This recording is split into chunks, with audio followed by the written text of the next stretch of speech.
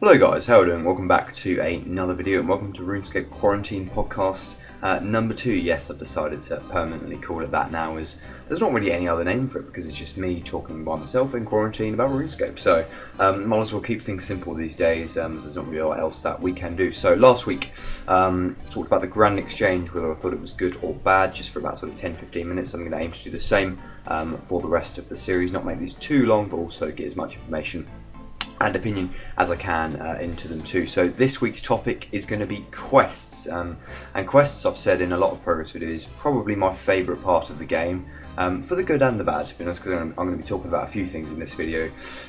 Quests I really enjoyed, even if they were challenging. Quests I found hard anyway, and then some quests that I either found tedious or hated or really struggled with, both now, so it's like now within the last few years that I've been playing RuneScape, or when I was a bit younger as well, so back in 07, back in those days. I can just about remember some of the stuff I did and then. So yeah, without further ado, we'll go straight into it. What's my most favourite quest then? It's a tough one. There's quite a few. I mean, I kind of made a list. I'll just read out some of the ones that I've really enjoyed over the years. So Desert Treasure, Master Quest, got to kill 4 different bosses, then go through that maze at the end. I really enjoyed that one. And then the reward, Ancient Magics, that's what we all craved, wasn't it, when we were younger. You might disagree with this one. I'll put Morning's End Part 2 as actually one of the most fun quests, and despite the fact it's pretty horrible to do sometimes, like the mirrors and the massive puzzle, I actually really enjoyed it. Some people might hate it, but I kind of found the thrill of that like amazing. It took me ages to do. I made loads of mistakes, but getting over the line in the end was sort of really cool and really rewarding as well. Dragon Slayer, had to put that one on there. The whole Monkey Madness series, to be fair, I can't fault any of the quests. So you got True Gnome Village, the Grand Tree, I think there's another one I've forgotten. No, yeah, True Gnome Village, the Grand Tree, and then both the Monkey Madness quests. And yeah, both of them are really good, especially the second one, Monkey Madness 2. We're talking about that one a little bit in further detail in a bit. Other quests, Shiloh Village. I was a kid when I first did this, and I don't know, there was something about it that I really liked. I think just again, this was before the days of really detailed guides, or at least there were detailed guides, but I wouldn't be able to find them. So yeah, I enjoyed that quest. Fremenic Isles, I think it was. Yeah, I enjoyed that quest too. I like the boss as well. Clock Tower quest I found quite interesting. A Soul's Bane, can't forget that one when you go into the pit, and I think you have the chance to like inflict a huge hit point on something. Lunar Diplomacy, I'm not sure why that one's there actually, in hindsight probably not. The Fairy Tale 2 quests, I think, is where you kill, is it Tanglefoot, that boss? Enjoyed that one. The Great Brain Robbery, Holy Grail, Family Crest, all of Recipe for Disaster, that's all pretty cool. Murder Mystery as well, my 7-year-old brain trying to work out who killed that, who killed the person. And Cold War, I don't know what. Oh, the Penguins, yes, that's what's in there. So yeah, they're the ones I've kind of enjoyed quite a bit, so that either means that I did them really quickly, or just the thrill of them, or the boss that was involved was really good.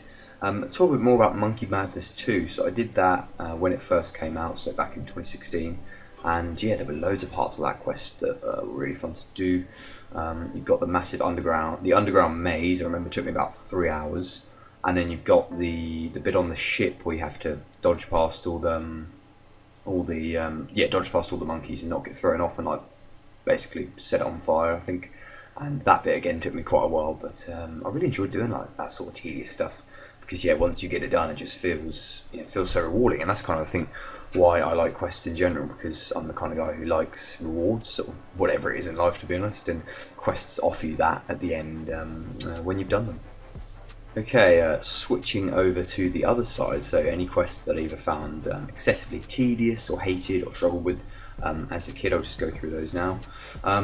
To be honest, all of the Underground Pass, Regicide, Roving Elves quests, all of them I didn't like, not including Morning's End Part 2, which is at the end of it, but Underground Pass was not fun at all.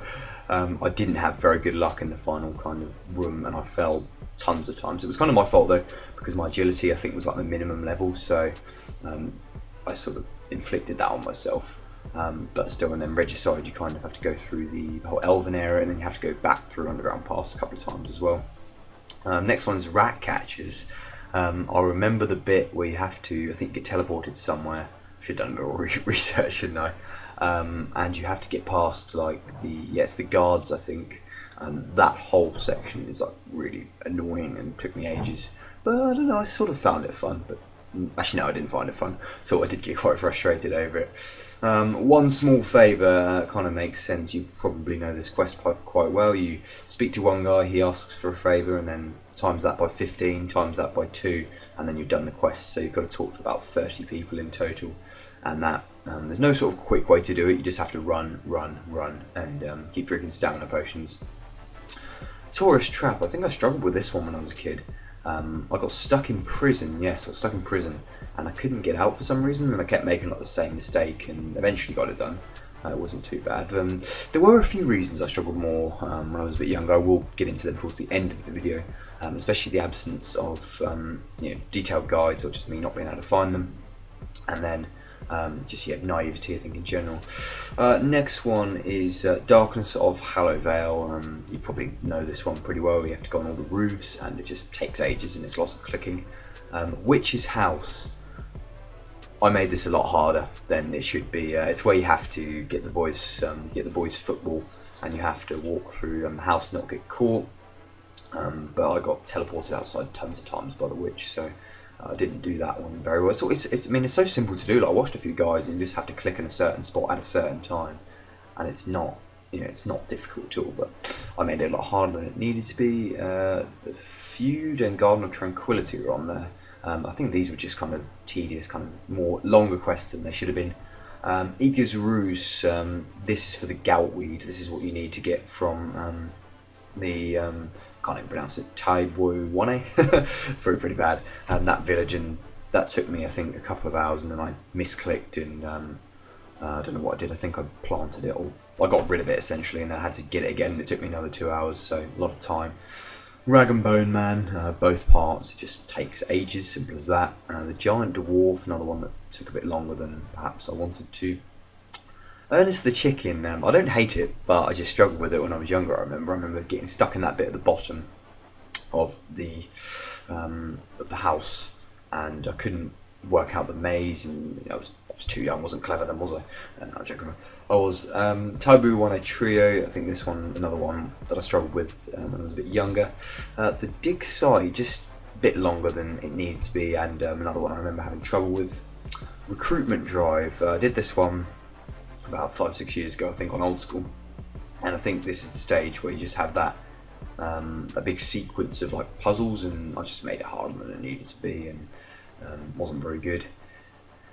Sheep Herder, well, that's pretty self-explanatory. I struggled with this back in the day, and now as well. It's just like really annoying having to push all the sheep in that certain area, but pretty inventive, I guess, for a simple quest. Bosses, then, one of probably the best parts and most challenging parts for me of quests. I can make a lot of the bosses a lot more difficult than they should be. I try to sometimes not always look at the guide and sort of figure it out myself, but usually it fails like within 10 seconds. I have to just bank and start again. So Monkey Bandits 2, you've got to kill Gluff, haven't you? He's I think I died 2 or 3 times until I realised you could just sort of exploit the game tick. It was that trick where you press to range him and then just keep clicking back, so he only hits you like once, and that worked really well. Monkey Bandits itself, remember, you have to kill that demon, don't you? That's quite cool. Dream Mentor, the Inadequacy, I died a couple of times doing that. The Great Brain Robbery, Barrel Chest is the enemy there. He probably would have been difficult, but again, I used one of those tricks where it's I can't remember what it's called, but you attack him and then quickly move back, and he doesn't hit you at all, as long as you wait for his health bar to disappear. Haunted Mine, okay. Tros Daith. This one wasn't fun. It's pretty much that, like, it's the pickaxe that essentially attacks you in a minecart. It's hard to describe, to be honest, but it deals you loads of damage really quickly, and because of the way the fight happens, you're not always able to eat too much. So I remember on my first try of this, I was sort of blown away. I was out of food within a couple of minutes and failed miserably, but eventually got over the line. Swan Song, Sea Troll Queen, not the most difficult boss, but I just remember I enjoyed the scene where it happens. Recipe for Disaster, it is the Kalina Romancer. It's got like a few forms and wasn't too bad, but it's just quite a cool quest in general. Recipe for Disaster. King's Ransom, the bit that happens after it is the Nightwave's training ground, I think. Enjoyed that bit. So yeah, that's kind of the main bosses that have stood out to me over the years. Obviously there are more that I need to attempt, and I will be getting to that very shortly. But quickly just to mention a few other things. So remember Quest Help? That was what I used to use back in the day to get help for quests that I didn't know what to do, because I think we can all be honest, we'd probably not know what to do if we didn't look at guides, unless you're very clever, or we wouldn't be able to do quests as quickly as we do. So yeah, I used to think it was against the rules to watch like YouTube videos of people doing quests for some reason. Like I used to, because it is kind of cheating, but it's not cheating, like, if you know what I mean. But yeah, I used to think it was against the rules, and you got Quest Help. I think it was like a couple of points per day, and you could use like the simple clue, and then you could use the main clue, which would pretty much like give you the spoiler and tell you what to do next. But you only got a few goes per day or per week. So yeah, quite an interesting little feature that was before sort of guides came out and everyone knew what to do. I just want to finish this one by talking about the quests that I'm definitely going to attempt on my account over the next few weeks or months. Dragon Slayer 2, I've got about halfway through it, but I just killed Vorkar, I think, but I've got to do the next bit now. But the boss looks pretty bad for me to kill. I've looked at a few guides of it, but I'm just like, I always shit myself when I'm killing the boss, that's the problem. Song of the Elves, now that quest looks like an absolute marathon. Looking at some of the YouTube videos and looking at the guides, that looks like it's going to take me about 5 hours if I'm lucky, and the boss looks difficult too. Making Friends with My Arm, that's another one. The Fremenic Exiles, A Taste of Hope, another tricky one, and then there's a one that follows Darkness of Halavale that I need to do as well. So that might make up some of the content on the channel over the next few weeks or months, depending on when I do them, or if I start a new account, or if not, or maybe I'll start a new account and do QuestCape and complete all those quests before. I don't know, but yeah, enjoyed that. That's it for another podcast then. As I said, I tried to keep it under 15 minutes, which I did. Probably could have said a bit more about some of the bits, but I just wanted to sort of outline what my favourite quests were, least favourite quests were, sort of things from the past that I remember specifically, and what quests I'm going to attempt in the future. And Jagex, keep making more, because they're awesome to do. And yeah, it's just that sense of achievement when you complete a quest. I mean, some people probably don't feel it too much, but sort of I do. I feel really good if I finish a quest that I thought I couldn't do. So I'll hopefully come back with some footage of me completing Dragon Slayer 2, Taste of Hope, Song of the Elves, or if not, then yeah, I'll keep trying. But yeah, thank you very much for listening to this one, guys. Hope you're enjoying the series. My voice. You can see what's happening to me during quarantine. Next week's episode will be out pretty much the same time, and I will decide the topic during the week, do a bit of research, and then yeah, you'll hear me next Sunday. Take care.